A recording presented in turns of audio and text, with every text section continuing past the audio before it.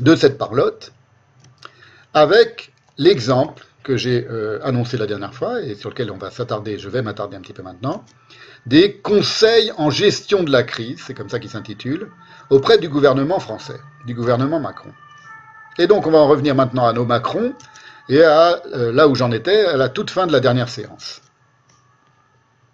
C'est à propos de l'agence McKinsey qui conseille, entre guillemets, tant d'entreprises et de gouvernements à travers le monde. Je vais vous mettre quelques extraits que je vais commenter, que je vais interrompre et commenter de manière assez détaillée au passage, d'un reportage qui a été diffusé en mars 2021, donc en mars de cette année, sur France 2, dans l'émission Complément d'enquête, je crois. Je ne crois pas, je suis sûr. Voilà, c'est un très bon reportage, très intéressant. C'est un reportage qui était beaucoup plus long, qui était consacré à la stratégie vaccinale. Et à l'intérieur de ce reportage, ils ont fait un autre reportage. Enfin, il y avait une partie qui était consacrée à l'agence McKinsey. Ce sont les producteurs de la parlotte. Voilà, c'est ce qu'on pourrait dire, on pourrait les appeler les producteurs de la parlotte gouvernementale aujourd'hui. McKinsey, ce sont des clients plus prestigieux les uns que les autres. Multinationales, banques, industriels, gouvernements, tous prêts à payer très cher pour obtenir les conseils d'un de leurs 14 000 consultants basés dans 150 pays dans le monde.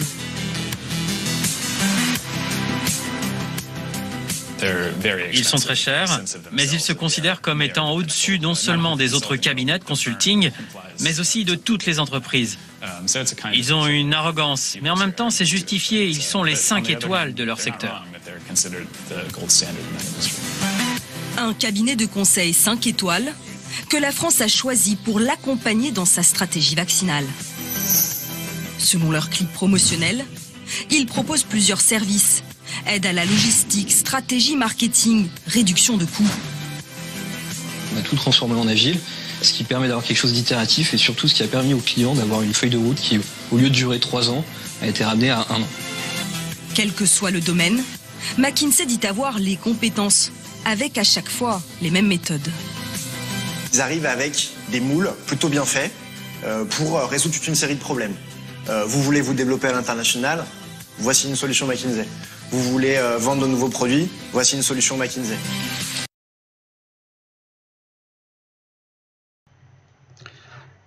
Premier extrait, donc, il faut avoir à l'esprit que c'est ce même bredouillis néolibéral. Là, on est à la fois dans la parlotte et le bredouillis. Vous voyez tout l'argumentaire en anglais ou en français de l'agence McKinsey, y compris l'argumentaire visuel. Là, on est dans la parlotte, et puis lorsque le type parle avec des éléments de langage du globish, itératif, etc., là, on est dans le bredouillis, qui ne signifie rien et qui est profondément infusé de technolangage. Voilà, il faut avoir, lorsque vous voyez ça, à l'esprit que ce sont ces mêmes crapules bredouillantes néolibérales qui, en ce moment même, aujourd'hui où je vous parle, sont aux manettes de la stratégie vaccinale. Ce qu'eux appellent la stratégie vaccinale de la France, de Macron. Voilà, deuxième extrait maintenant.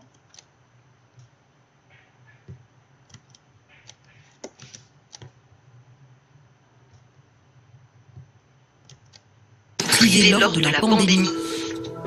Sur les 11 millions d'euros dépensés, c'est McKinsey qui en profite le plus. Ce qui peut nous surprendre, c'est le montant de ces commandes. Quand on a une commande à 3 millions pour participer à la stratégie vaccinale, on est quand même sur des montants importants, avec un nombre de personnes mis à disposition du ministère relativement important. À cette commande de 3 239 700 euros s'ajoutent 2 autres missions pour McKinsey.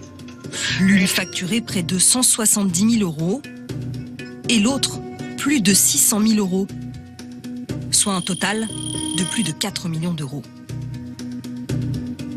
Dans ce document, on découvre aussi les missions attribuées à McKinsey.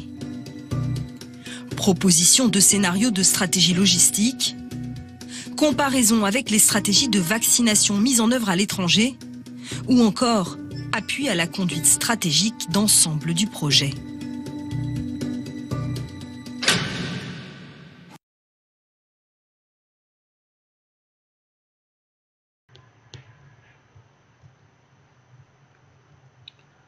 Voilà, je décortique pas chaque phrase et chaque mot et chaque formule, hein, vous avez compris, c'est assez parlant.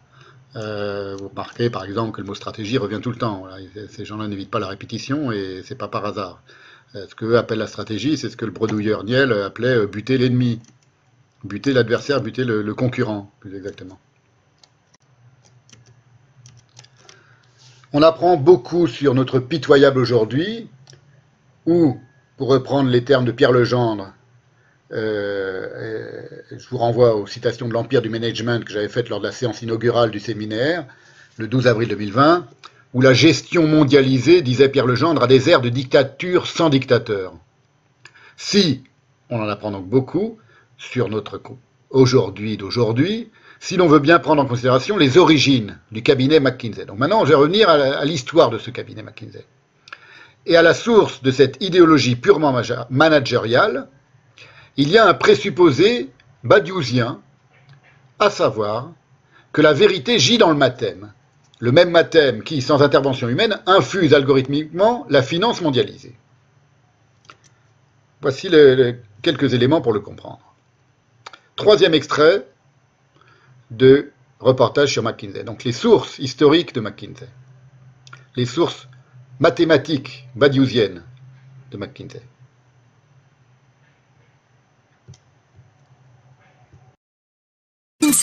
C'est une success story à l'américaine. Chicago, 1926. Un professeur de comptabilité fonde un cabinet de conseil.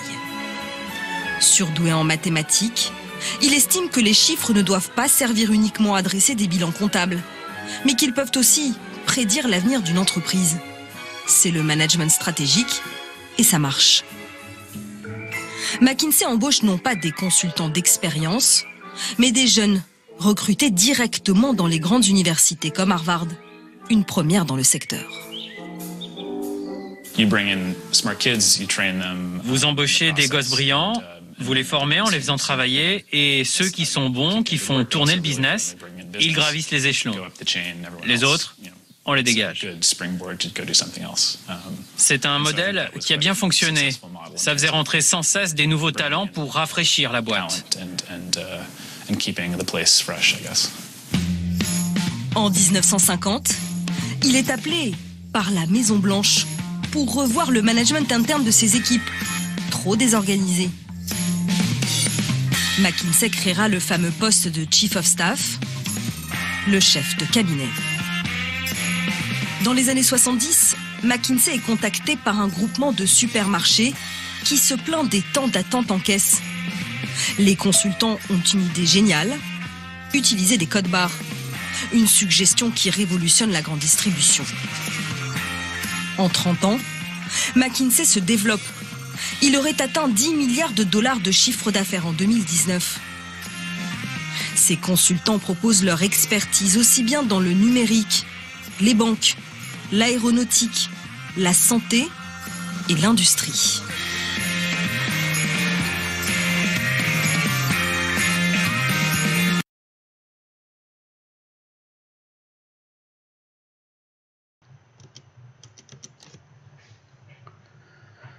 Voilà, si leur pitoyable clip d'autopromotion ne vous en avait pas convaincu, sachez que ces matheux de la zombification mondialisée, ces imbéciles qui dressent des graphiques, comme les qualifiait judicieusement Debord, sont profondément incompétents, non seulement en médecine, sans compter que la médecine n'est pas une science, on va le voir en détail, mais comme le montre la gestion de la crise par le gouvernement français aujourd'hui, mais depuis toujours, que la médecine n'est pas une science, c'est évidemment ce que montre la gestion de la pandémie. Mais depuis toujours, dans tous les domaines qui ne relèvent pas du dégraissage d'entreprise, qui est leur seule spécialité en réalité, de l'optimisation fiscale et de la corruption. Corruption sanitaire, entre autres, à tous les étages. Nouvel extrait de cette vidéo.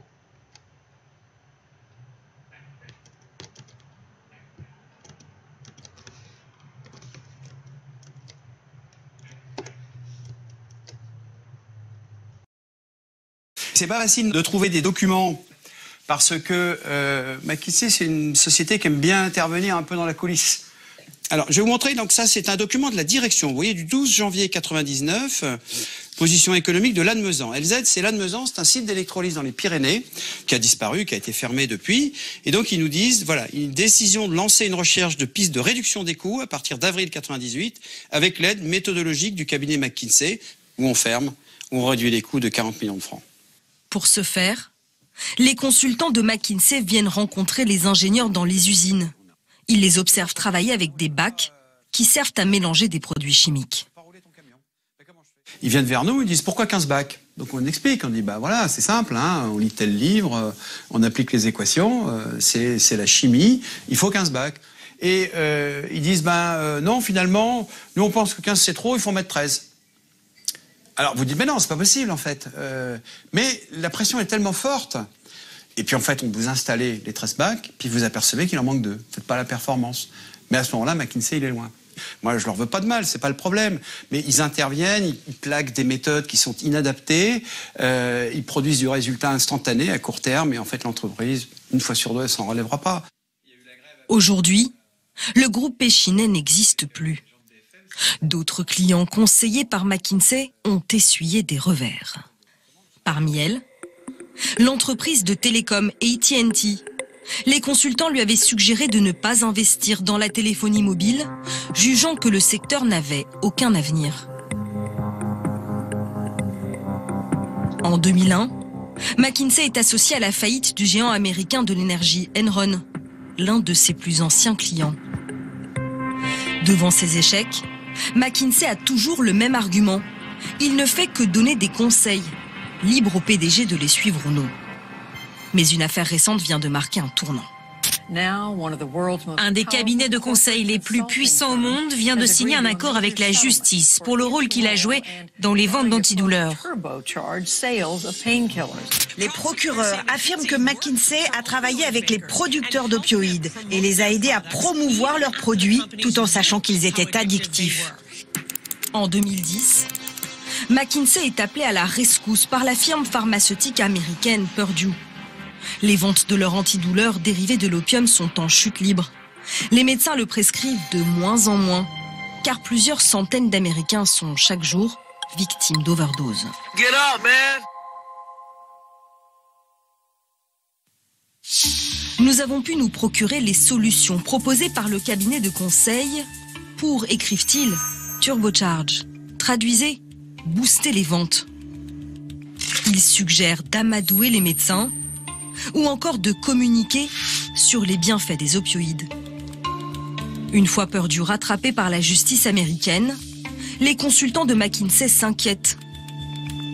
Dans cet échange de mails, ils envisagent d'effacer tous les messages les reliant à Purdue. Je viens de voir dans le Financial Times que Judy est poursuivie par le procureur pour son rôle dans Purdue. Voyons ce qu'il faut faire d'autre que de supprimer tous les documents et les mails.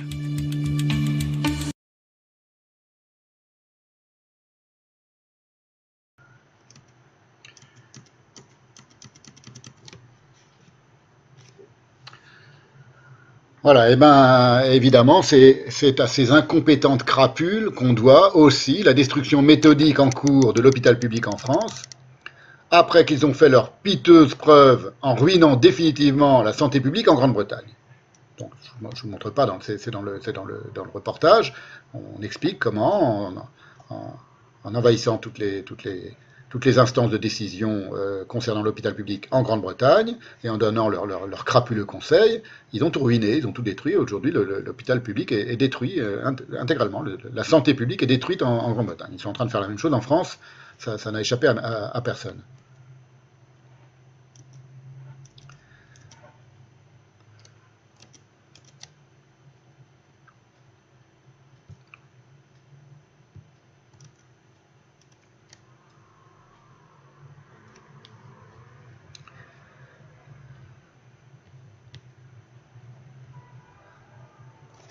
Voilà, je vous mets sous les yeux quelque chose qui va apparaître dans le prochain extrait de ce reportage sur McKinsey.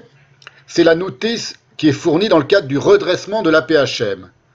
Donc, à Marseille, ce sont ces gens qui donnent des leçons à Raoult en permanence. Hein. Donc, ils sont conseillers pour le redressement de l'APHM de Marseille, donc de l'hôpital public de Marseille, McKinsey.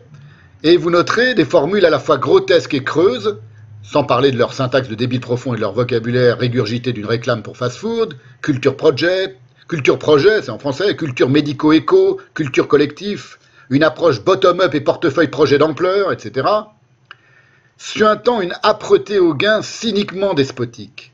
Diagnostic à 360 degrés McKinsey pour amplifier et pérenniser pour amplifier et pérenniser les gains. Vous voyez, tout ça, c'est des citations de leur brochure. Et on reconnaît évidemment dans cette métaphore visuelle du 360 degrés l'idéologie théorisée par Foucault du panopticon, ou encore lorsqu'il dit structure de pilotage focalisée sur la rigueur de l'instruction et de la mise en œuvre. Ce sont des formules de garde-chiourme du capital qui ne sont en l'occurrence que les paravents d'un dégraissage sauvage de la santé publique française. Vous voyez, donc c'est très intéressant d'analyser aussi, là on est de nouveau dans la parlotte, à la fois dans le bredouillis et dans la parlotte, et de voir que, ce que je disais depuis le début, cette atrophie de la parole, elle a un sens. Elle a un sens qui lui échappe à elle-même, mais elle a un sens lié à l'essence de la technique. Voilà, nouvel extrait de McKinsey, donc on va voir leur rôle maintenant dans la gestion de la crise en France même.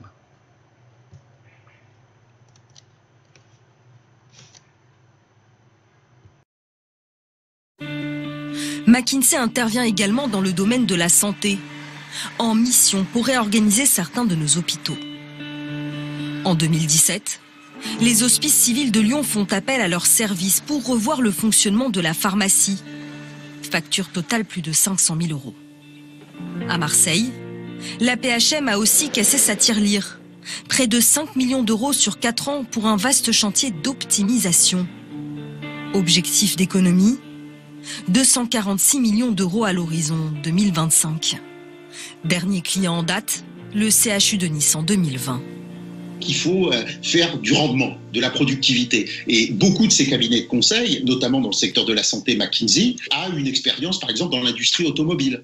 Voilà, Thomas London, qui est le responsable du secteur santé de McKinsey, est passé par Renault. Vous voyez, donc c'est l'idée que finalement, ces recettes tout-terrain élaborées et mises en œuvre dans l'industrie permettraient aux hôpitaux de réaliser des sauts d'efficience et de performance. Le travail des cabinets de conseil dans nos hôpitaux est-il réellement efficace? À cette question, la Cour des comptes a tenté de répondre dans un rapport en 2018. Les productions des consultants ne donnent que rarement des résultats à la hauteur des prestations attendues. En matière de conseil stratégique, la qualité des travaux est souvent faible. Les préconisations très générales et laconiques.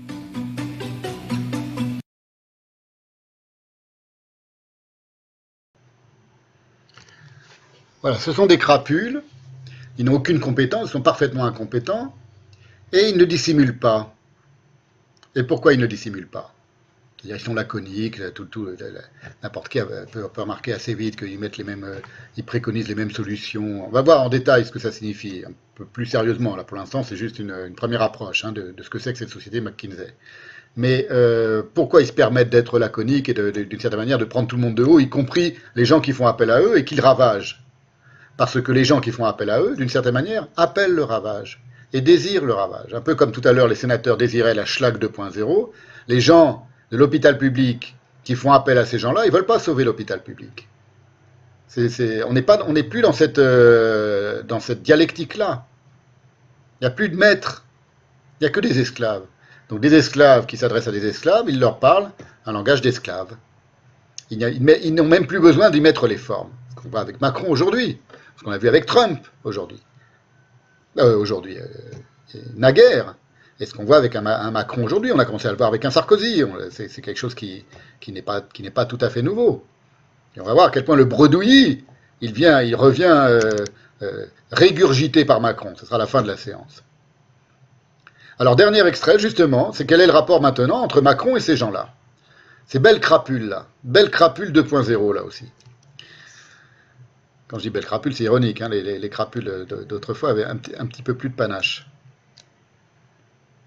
Voilà, donc le dernier extrait que je vais vous montrer, c'est ce qui montre toutes les collusions entre, d'une part, l'univers de la finance, celui de la politique, McKinsey, et on va quand même mettre un petit peu son image à l'écran, une image très intéressante.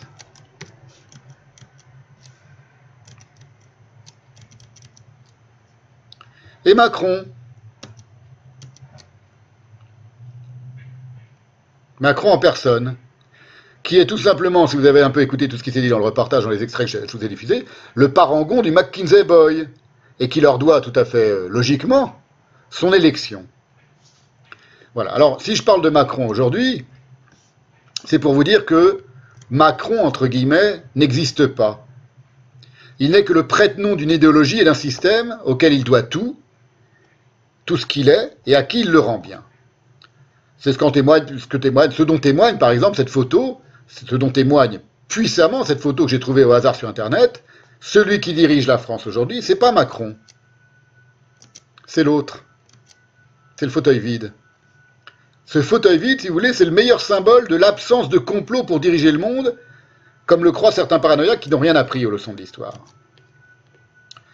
Voilà, alors je vais maintenant, avant de vous lancer le dernier extrait qui montre la collusion de le monde de la finance, le monde de la politique, McKinsey et Macron lui-même, Macron et l'élection de Macron, je vais vous citer quelques lignes d'un dialogue de Chaos Brûlant, mon roman de 2012, qui était déjà un roman consacré à ce que je qualifiais à l'époque de folie du monde de la finance, du monde contemporain, et à la désagrégation de la parole sous les coups de boutoir du calcul. Je pense, je ne sais pas si c'était le premier, mais c'était un des premiers romans en 2012, explicitement dirigé à même pas à la caricature, à la critique intensive du néolibéralisme planétaire. Et dans ce roman, il y a un dialogue entre deux personnages, Sagdos, le narrateur, et Luc Ifer, qui est un personnage enfermé dans un asile aliéné et qui s'imagine être le diable, Lucifer. Voilà le dialogue. Je vous lis cet extrait du dialogue et ensuite je l'illustrerai après avec un dernier extrait de ce reportage sur la société McKinsey. Pour vous expliquer pourquoi je dis que Macron n'est pas le nom de Macron et que ce n'est pas Macron qui dirige la France. Dès le 3 février 1933, Hitler avait fait devant son état-major cette réflexion pertinente et si prophétique. Tout le monde sait que la démocratie dans l'armée est exclue. Dans l'économie aussi, elle est nocive. Prenons ce slogan confondant de crétinerie. Donc c'est un roman, vous l'avez compris, qui date de 2012, donc qui évoque des bribes de réalité qui datent du gouvernement de Sarkozy. Voilà, c'est kiff-kiff, hein, pas beaucoup de différence avec celui de Macron.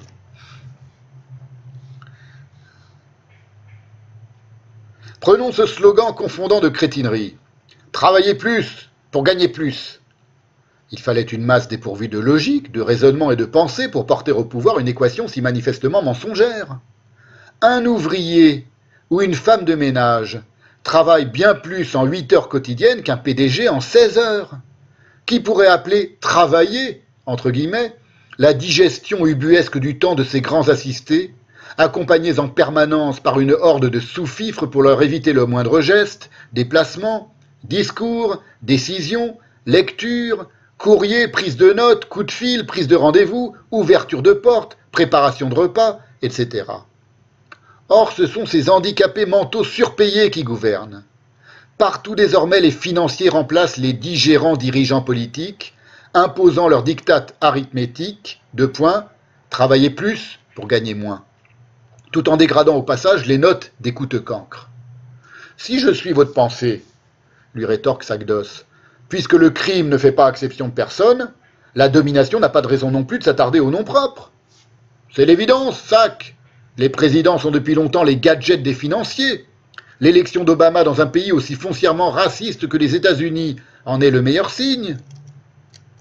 Ils se sont offerts un élégant noir parce que c'est plus classique qu'un port du KKK, c'est tout. De même qu'il est plus classique de déguster du vin français, de porter des mocassins italiens ou d'envoyer leurs enfants en vacances culturelles en Europe. Aujourd'hui, c'est un noir. Demain, ce sera une femme. Après-demain, un inverti, un obèse repenti, un acteur, déjà fait, un alcoolique, déjà fait. Voir un personnage de cartoon, ça ne changerait rien. En coulisses s'agitent les Polonius de la politique, Paulson, entre guillemets, Geithner, entre guillemets, Bernanke, entre guillemets, etc. Leur nom à eux aussi importe peu aux yeux du crime moderne, pas davantage que celui d'Al Capone aux yeux de l'ancien. Vous connaissez la déclaration de Capone à la fin de sa vie. I am a spook born of a million minds. Je suis un fantôme né d'un million d'esprits.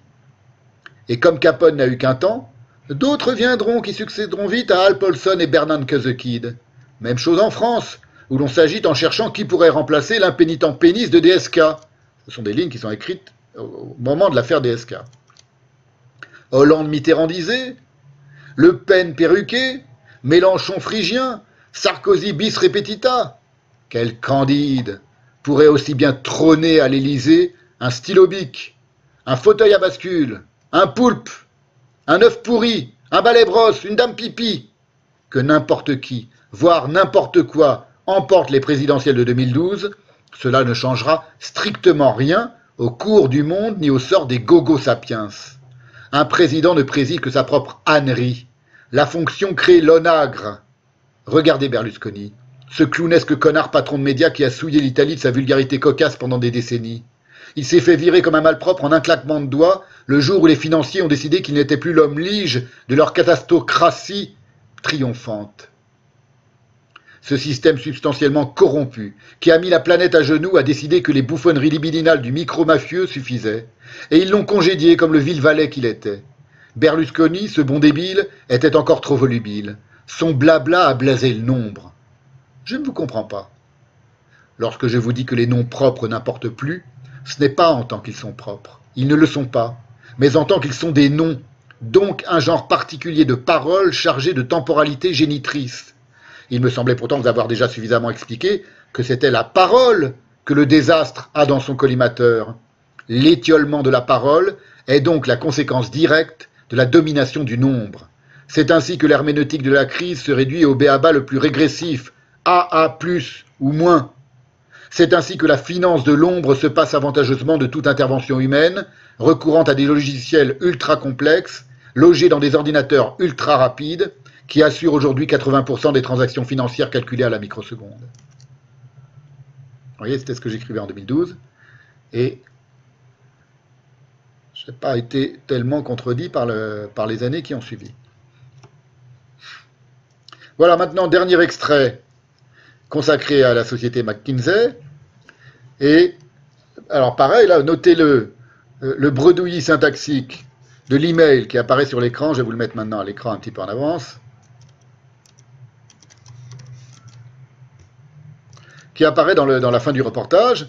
C'est un échange d'emails entre un type de l'équipe de Macron, c'était pendant la campagne 2017, donc c'était juste avant vous voyez, 8 septembre 2016, et un type de chez McKinsey. Voilà. Là, vous voyez, vous avez sous les yeux, parce que je vous explique que la parole et le bredouillis sont souvent intriqués. Là, on a le désastreux bredouillis syntaxique de cet email, qui en dit long à nouveau sur les aptitudes intellectuelles de ces imposteurs, vous voyez. Je signe dès que Julien me donne le go. Julien, ok pour toi. Cédric, c'est ok pour toi. Te manques-tu des éléments? Te manques-tu des éléments? Oui, vous l'avez sous les yeux. Si vous avez bien challengé le pricing demandé, ok pour moi. Voilà. Là, on voit à l'œil nu l'atrophie de la parole. Encore une fois, je rigole, ce sont ces gens qui dominent le monde. Hein. Ce sont ces gens qui vous imposent de vous faire mettre des passes sanitaires ou des vaccins ou du confinement, ou d'acheter le dernier Apple, c'est kiff-kiff.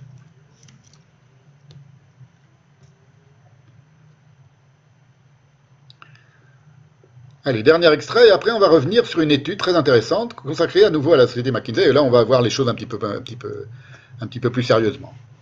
Quels sont les soubassements théoriques, pas de ces gens-là, mais qui permettent de comprendre l'idéologie de ces gens-là.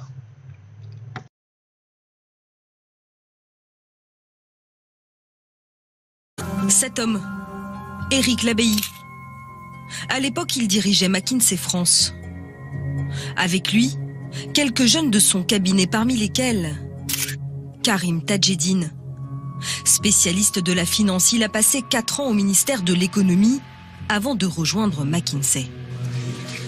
Emmanuel Macron est là aussi, comme rapporteur général adjoint. Rapidement, il impressionne les consultants de McKinsey, avec qui il garde contact. Tout le monde a loué des relations, et de très haut niveau, très vite. Emmanuel Macron annonce sa candidature à l'élection présidentielle. En coulisses, une dizaine de consultants de McKinsey se mettent à sa disposition, bénévolement. Dans ces échanges de mails révélés dans les Macron Leaks, on découvre des messages entre l'équipe de campagne d'Emmanuel Macron et Karim Tadjeddine, envoyés depuis sa boîte mail professionnelle.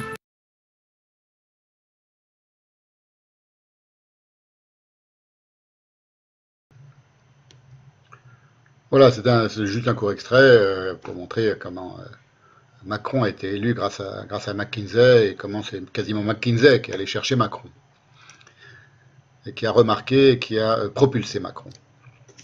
Voilà. Là, ce qui est très intéressant, évidemment, c'est que les collusions entre McKinsey